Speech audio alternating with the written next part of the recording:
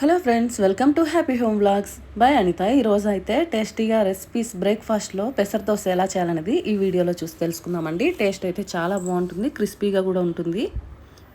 ఈ వీడియో మీకు నచ్చినట్లయితే ఒక లైక్ చేయండి. అలాగే ఇలాంటి మరిన్ని మంచి వీడియోస్ మన ఛానల్లో చూడాలనుకుంటే ఇప్పుడే సబ్స్క్రైబ్ చేసేయండి. దీనికోసం ముందుగా ఒక కప్ అయితే ఒక గ్లాస్ నిండా నేను పెసరపప్పు, పొట్టు పెసరపప్పు ఉంటాయి కదండి, వీటిని తీసుకున్నాను. అలాగే రేషన్ బియ్యం ఉంటాయి కదండి, ఇవి కూడా ముక్కాలు గ్లాస్ తీసుకున్నాను. మినప్పప్పు ఒక హాఫ్ గ్లాస్ తీసుకున్నానండి. అలాగే మెంతులు ఒక టేబుల్ స్పూన్ యాడ్ చేశాను. వీటిని శుభ్రంగా 2 సార్లు కడిగి పెట్టుకోవాలండి.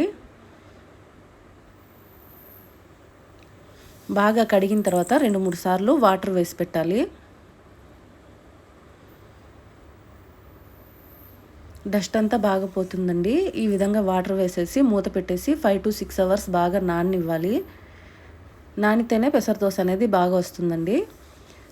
చూడండి, ఈ విధంగా బాగా నానాయి 5-6 అవర్స్ తర్వాత నేను మిక్సీకి వేస్తున్నానండి. గ్రైండర్కి కావాలన్నా వేయచ్చు.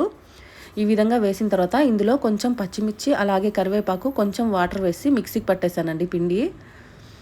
ఈ విధంగా పిండి అంతా మిక్సీకి పట్టేసుకున్న తర్వాత దీనిని 1 గంట పక్కన పెట్టేసినా సరిపోద్ది. అప్పుడే వేసుకున్న చాలా బాగా వస్తాయండి దోశలు అనేది.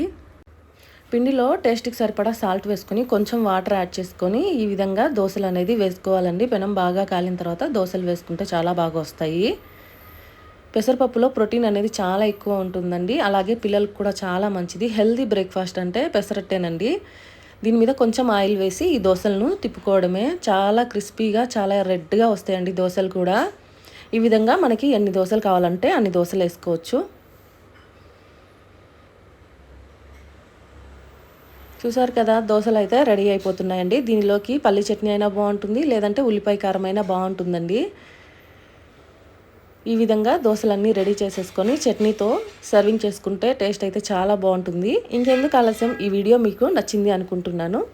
ఒకవేళ నచ్చినట్లయితే లైక్ చేయండి. అలాగే ఇలాంటి మరిన్ని రెసిపీస్ మన ఛానల్లో చూసి మీకు ఛానల్ నచ్చినట్లయితేనే సబ్స్క్రైబ్ చేసుకోండి.